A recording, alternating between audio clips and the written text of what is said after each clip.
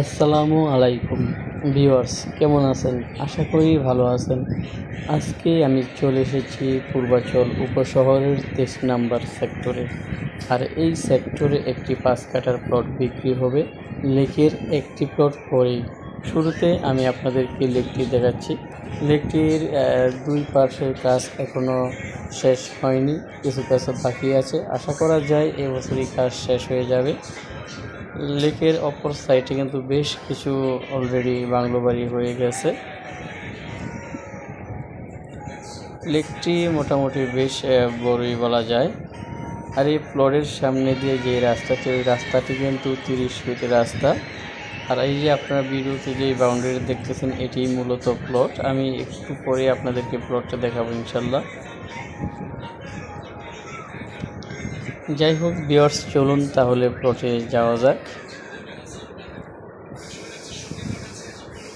এটি হচ্ছে রাস্তা। এই যে রাস্তাটা আপনারা দেখতেছেন, যেহেতু 23 নম্বর সেক্টরে তেমন কোনো বাড়িঘর উঠেনি, এই জন্য আসলে রাস্তাঘাটের কাজগুলো কিন্তু এখনও তেমনভাবে করা হয়নি। যদিও এমনিতে রাস্তাঘাট কমপ্লিটই আছে, কিন্তু বাড়িঘর না হওয়াতে, লোকজনের বসবাস না থাকাতে রাস্তার দুপাশে আসলে একটু আগাছায় পড়ে গেছে।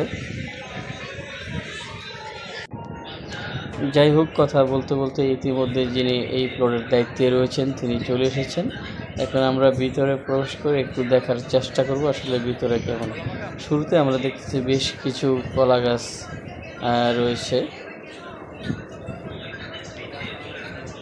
আর ওদিক দিয়ে কিন্তু বেশ ফলের গাছ রয়েছে, শুধু কলা গাছ নয়, বিভিন্ন ফুলের গাছ, ফলের গাছ রয়েছে, আম্রপালি গাছও রয়েছে।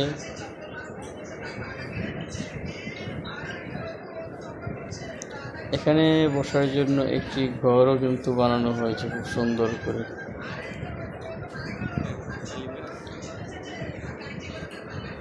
এটি হচ্ছে ডালিম গাছ। ডালিম গাছে অলরেডি ডালিম ধরেছে, কালো ডালিম। আমি আগে পরে আসলে এই ধরনের কালো ডালিম আর দেখিনি। যাই হোক, যারা প্লটটি কিনতে আগ্রহী তারা অবশ্যই ভিডিও ডিসক্রিপশনে দেওয়া নাম্বারে যোগাযোগ করবেন। পূর্বাচল, জলসিঁড়ি বা যে আশেপাশের সেক্টরগুলো রয়েছে, এই সেক্টরে যারা প্লট ক্রয় এবং বিক্রয় করতে চান তারা চাইলে আমার সাথে যোগাযোগ করতে পারেন। আমার চ্যানেলটি যারা সাবস্ক্রাইব করেনি তারা অবশ্যই চ্যানেলটি সাবস্ক্রাইব করে বেল আইকনে একটি ক্লিক দিয়ে রাখবেন পরবর্তী ভিডিও পাওয়ার জন্য। এটি হচ্ছে বড়ই গাছ। আপনারা দেখতেছেন যে বড়ই মাত্র ধরেছে। যিনি প্লটটি ক্রয় করবেন তার কিন্তু আসলে নতুন করে এখানে কোনো গাছপালা লাগানোর প্রয়োজন হবে না আমি মনে করি, যেহেতু এখানে সব ধরনের গাছ রয়েছে, ফুলের গাছ, ফলের গাছ।